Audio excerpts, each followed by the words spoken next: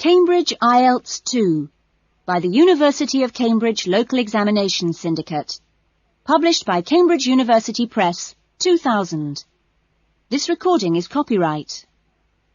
Cassette 1, Side 2. Test 2. You will hear a number of different recordings, and you will have to answer questions on what you hear. There will be time for you to read the instructions and questions, and you will have a chance to check your work. All the recordings will be played once only. The test is in 4 sections. Write all your answers in the listening question booklet.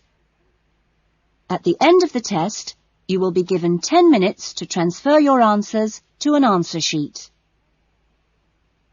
Now turn to Section 1.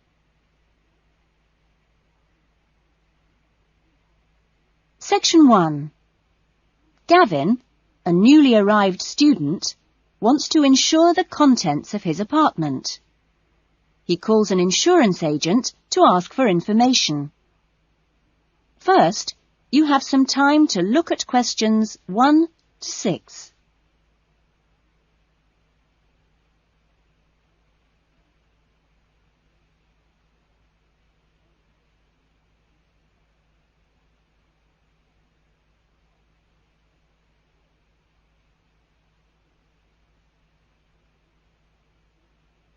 You will see that there is an example that has been done for you.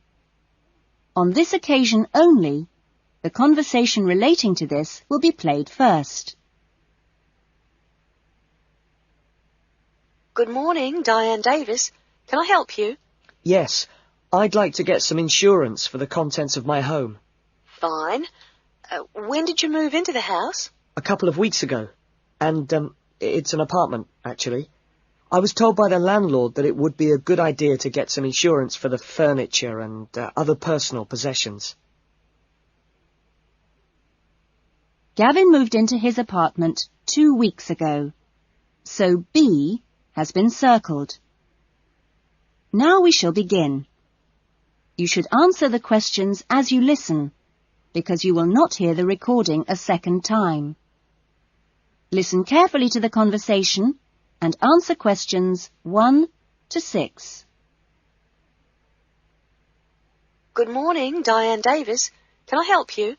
Yes, I'd like to get some insurance for the contents of my home. Fine. When did you move into the house? A couple of weeks ago. And, it's an apartment, actually. I was told by the landlord that it would be a good idea to get some insurance for the furniture and other personal possessions. Fine. Well, let's get some details. What kind of apartment is it? It's a 2-bedroom apartment. Huh? What floor is it on? Why do you need to know that? Because it affects the cost of the insurance. An apartment on the ground floor isn't as protected as others, and there's more chance of a break-in. Really? I didn't know that. It's on the second floor. Second. And how much is the rent? It's $615 per month. Good. And where is it located? In Biggin Street, South Hills. I see. And what things did you want to insure? Well, what do you recommend? Well, the most important things are those which you would normally find in a home. Things like the television, fridge, and so on. I see. Well, I've got a fridge and a stereo system, which I've just bought from a friend. And how much did you pay for the fridge? $450. 50 or 15? 50. And the stereo system cost $1,150.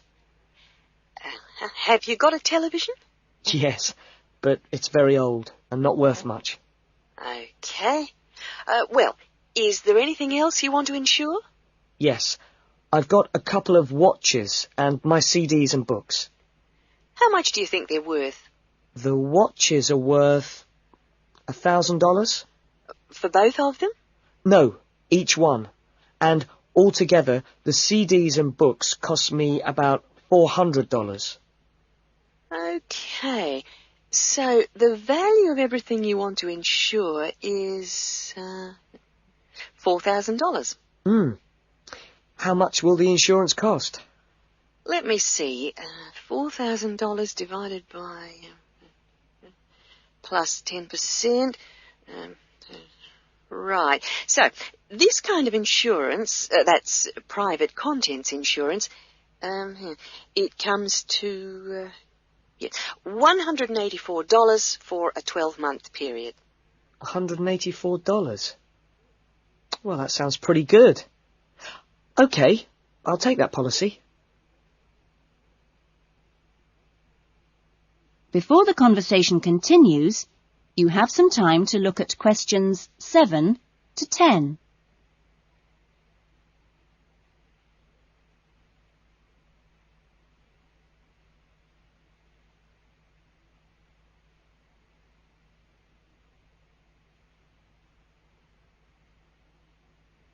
Now listen carefully and answer questions 7 to 10.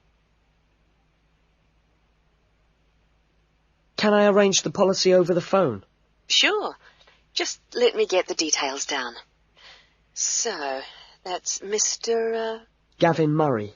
That's Murray. And the address is? It's 16C, Biggins Street, South Hills. Okay. 16C, Biggins Street, South Hills? That's right. It's 2 words. South Hills. And your date of birth is? 12th of November, 1980. And your contact number? Home phone number is 9872 4855. Right. And, you're Australian? No, I was born in London, although my mother is from Tasmania. Oh, really? Whereabouts? Hobart. I see. Interesting place. Now, are you working at the moment? No, I'm a full-time student at Sydney University. Right. Good. That is the end of section 1. You will now have half a minute to check your answers.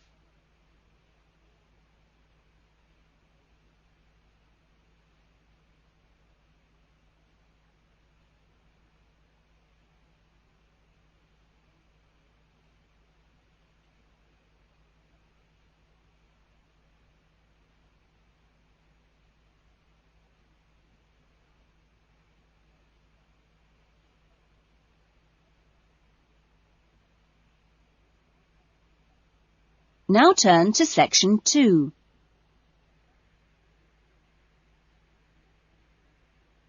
Section 2. You will hear an address by the college president welcoming new students to a residential college. First, you have some time to look at questions 11 to 14.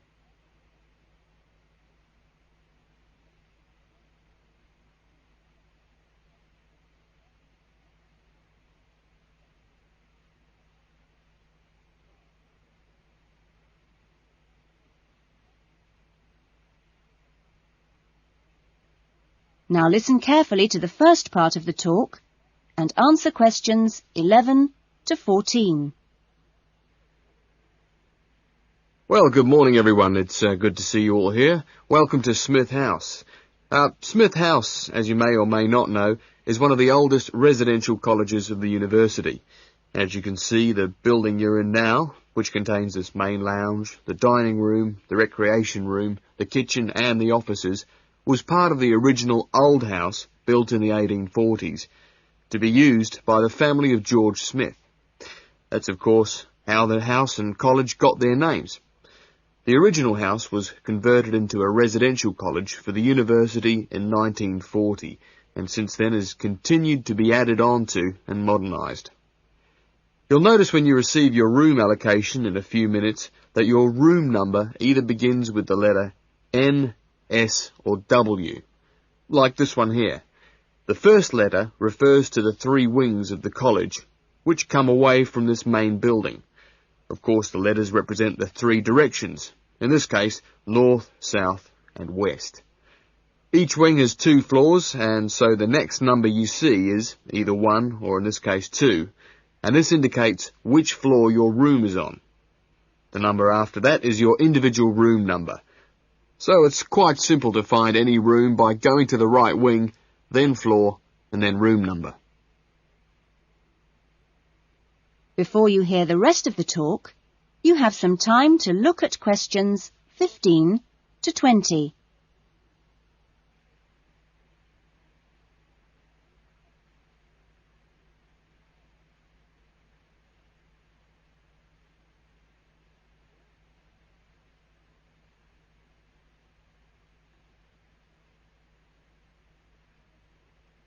Now listen carefully and answer questions 15 to 20.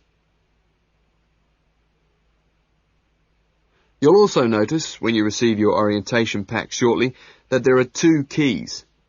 One is the key to your room, and only you have that key, and the other is a key to the front door, which you've just come through here from the street. This door is closed and locked at 8 p.m. every night, and opened again at 7 a.m. You'll need your key if you're coming back to the college between those times. We ask all students to always enter and leave the college through the front door. You'll notice at the end of each corridor that there is another door, but these are fire doors and are kept locked from the outside. They should only be opened from the inside in case of emergency. In your fees, you've paid a laundry fee, which covers the cleaning of bed linen and towels. All bed linen and towels are clearly embossed with the name Smith House, so it's easily identifiable. If you want your other laundry to be done by the college, this can be arranged for a small extra fee. There are only a few rules here at Smith House, and we have these rules so that we can all live comfortably together. The most important rule is that there must be no noise after 9 p.m. There is also no smoking in the rooms or anywhere inside the college, but smoking is permitted on the balconies. All meals are served in the dining room. Meal times are listed in your orientation pack. Please read these carefully, as meal times cannot be changed, and if you arrive late, I'm sorry to say, you'll just go hungry. If you're unsure about things, each floor has an elected floor senior, who is usually a student in their 3rd or 4th year of study, who's been at Smith House for a while. The floor seniors will introduce themselves later today and answer any questions you have. But for now, I'm going to hand you over to Marnie, who is going to give you the orientation packs and keys. Thanks, Marnie. That is the end of section 2. You will now have half a minute to check your answers.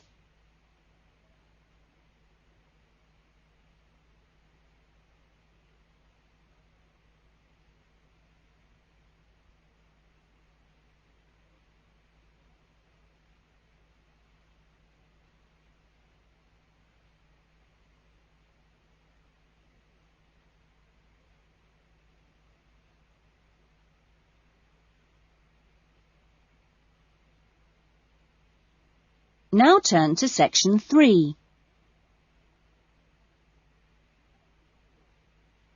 Section 3.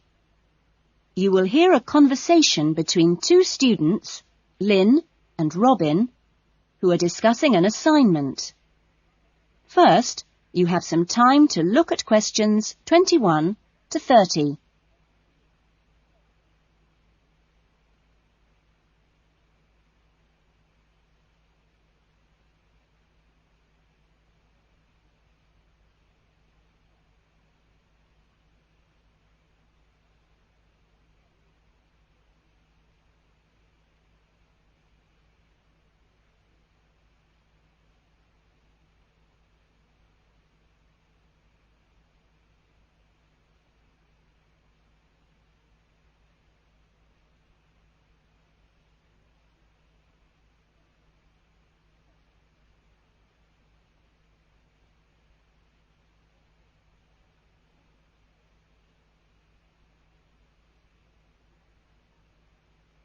Now listen carefully to the conversation and answer questions 21 to 30.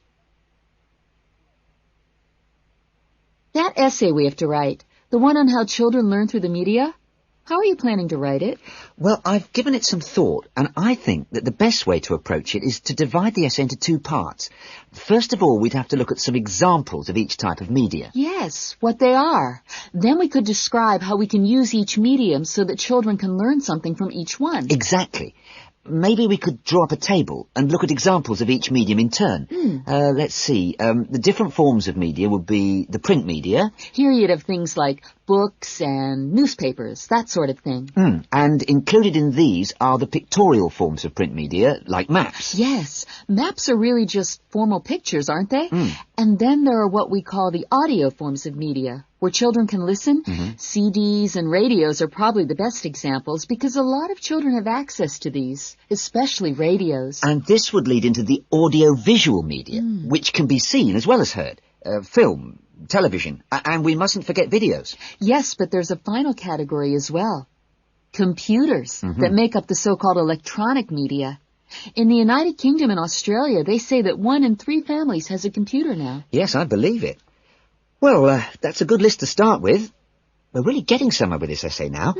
So let's move on to when each type of medium could be used.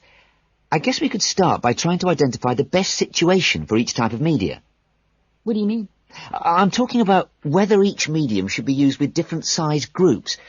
For example, we could look at pictures and ask whether they're more useful for an individual child, a few children together, or a full class. In this case, I'd say pictures are best with individual children because they give them an opportunity to let their imaginations run wild. Yes, I see. Let's take tapes next. Although tapes look ideal for individual children, I feel they're best suited to small group work.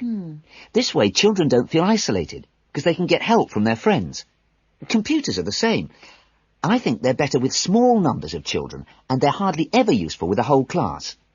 Videos, however, are ideal for use with everyone present in the class, especially when children have individual activity sheets to help them focus their minds on what's in the video. And what about books? What would you recommend for them? Books are ideal for children to use by themselves. I know they're used with groups in schools, but I wouldn't recommend it. Other pictorial media like maps, though, are different. I'd always plan group work around those. Give the children a chance to interact and to share ideas. I agree. Teachers often just leave maps on the wall for children to look at when they have some free time. But kids really enjoy using them for problem solving. Yes. Different people have different ideas, I suppose. Yeah, and different teachers recommend different tools for different age groups. That is the end of section 3. You will now have half a minute to check your answers.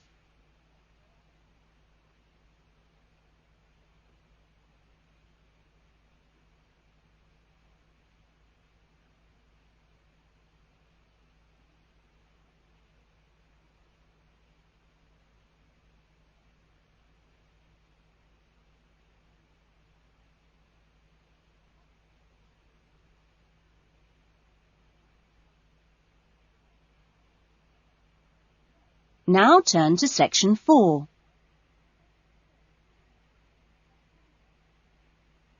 Section 4. You will hear a lecturer talking to a group of students at the beginning of a course in rural development. First, you have some time to look at questions 31 to 40.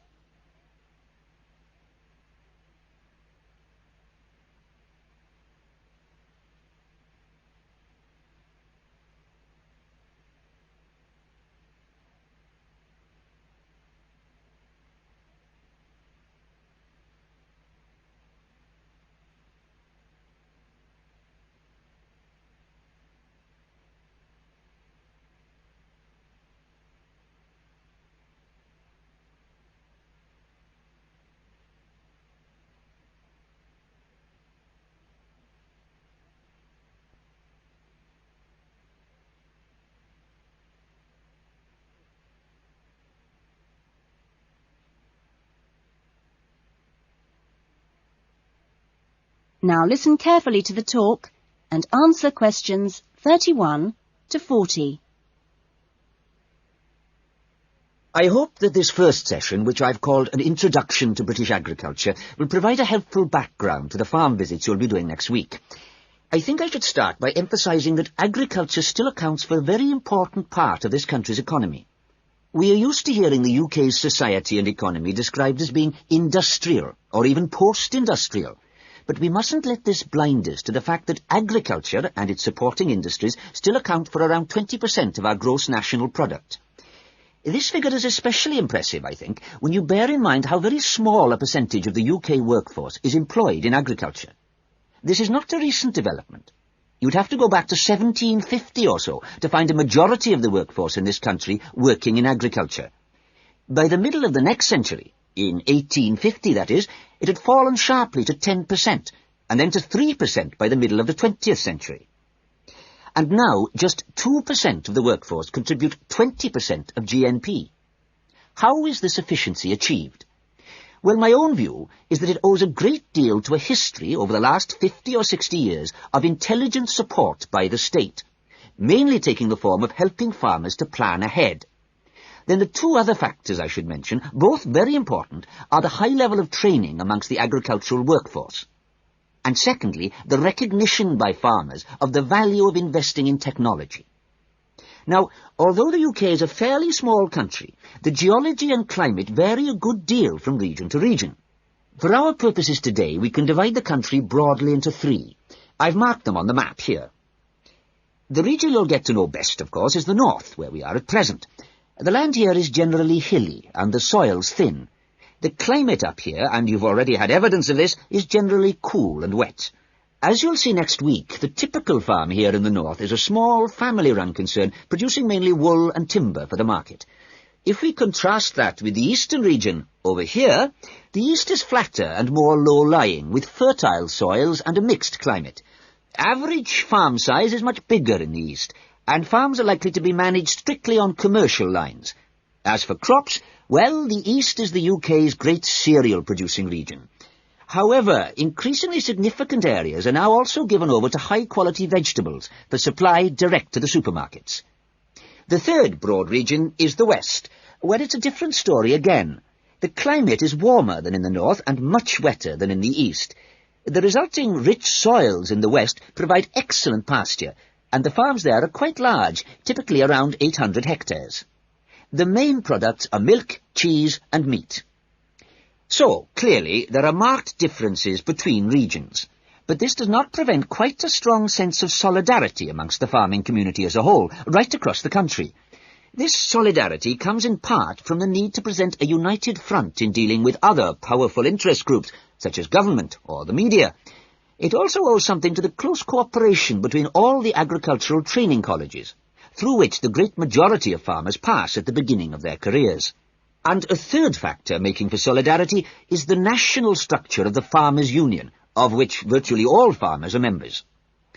Finally, in this short talk, I'd like to say a little about the challenges facing farmers in the next century.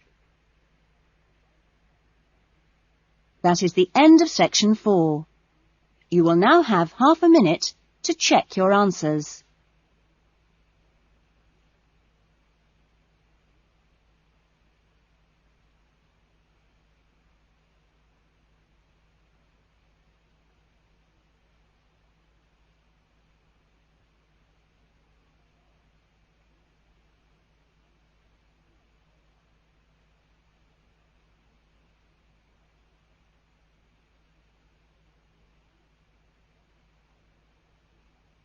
That is the end of the listening test. In the Ielts test, you would now have 10 minutes to transfer your answers to the listening answer sheet. That is the end of side 2.